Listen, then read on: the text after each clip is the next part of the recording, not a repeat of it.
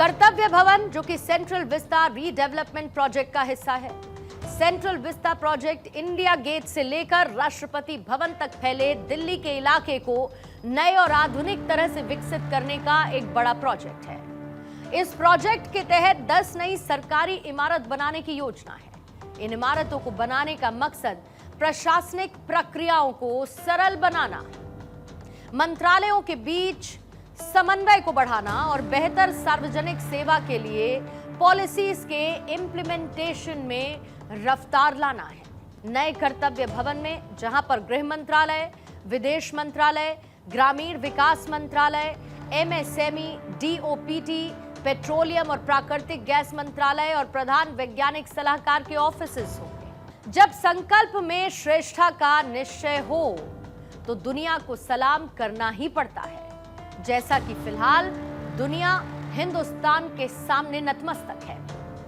भारत आज किसी भी मामले में सुपर पावर देशों से पीछे दिखाई नहीं देता।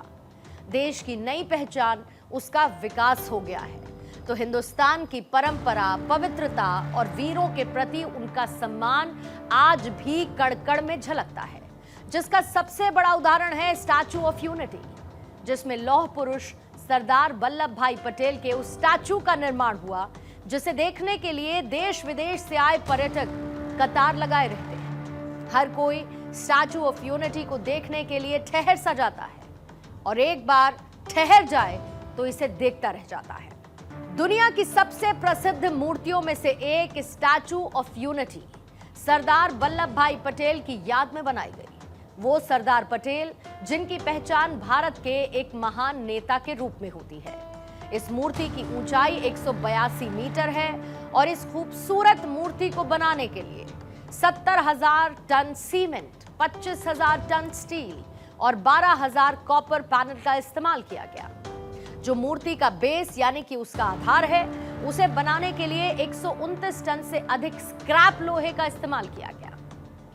दरअसल ये लोहा भारत के 10 करोड़ किसानों ने दान में दिया था। स्टैचू ऑफ यूनिटी को कुछ इस तरीके से डिजाइन किया गया कि भूकंप के झटके या फिर तूफान भी इस प्रतिमा का कुछ नहीं बिगाड़ पाएगा। 6 रिक्टर पैमाने पर आए भूकंप के झटकों में भी ये मूर्ति हिलेगी नहीं। इसके साथ ही ये प्रतिमा 180 किलोमीटर घंटे की रफ्तार से चलने वाली हवाओं को भी झेल सकती है। कश्मीर से लेकर तमिलनाडु तक देश में उन ब्रिज का भी निर्माण हुआ जो कि दुनिया को चुनौती देते हैं कि हमसे मुकाबला करके दिखाओ। कश्मीर में मौजूद चिनाब ब्रिज और तमिलनाडु में मौजूद पंबन ब्रिज आर्किटेक्चर की वो नजीर है जिसे देखकर पूरी दुनिया हैरत में आ जाती है। जम्मू कश्मीर में बना हुआ चिनाब ब्रिज कश्मीर तक रेल का सपना तो पूरा करता ही है और इसकी ऐतिहासिक बनावट इसे बेहद खास भी बनाती है। एक सपना था चिनाब ब्रिज जो साकार हो चुका है। जम्मू के रियासी जिले में 2 ऊंचे पहाड़ों के बीच गहरी खाई और नीचे बहता हुआ चिनाब का पानी, जिसे ऊपर से देखने से ही ऐसा लगता है कि क्या तैयार किया गया है। ट्रेन को एक तरफ से दूसरी पहाड़ी पर ले जाना एक असंभव सा काम था, लेकिन हिंद के होनहार इंजीनियर्स ने हार नहीं मानी। हिम्मत, हौसले और कुछ कर गुजरने की चाहत ने विश्व के सबसे ऊंचे रेलवे के आर्च पुल का निर्माण कर दुनिया को यह बता दिया that now nothing is impossible in India। प्रधानमंत्री मोदी ने जब वंदे भारत को हरी झंडी दिखाकर इस पुल का उद्घाटन किया तो देश का डंका 7 समंदर पार तक सुनाई दिया।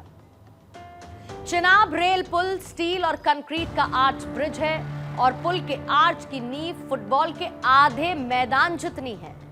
इस पुल को इस तरीके से डिजाइन किया गया है कि तूफान आए, अत्याधिक या फिर माइनस में तापमान हो जाए तो भी इस पुल पर इसका कोई इंपैक्ट नहीं पड़ने वाला। अगर एक भारी तीव्रता का भूकंप आए तो भी ये पुल मजबूती के साथ खड़ा रहेगा।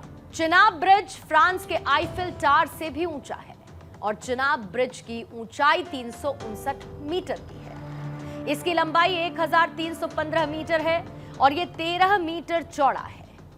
इस पुल के निर्माण में करीब 1486 करोड़ रुपए का खर्च आया।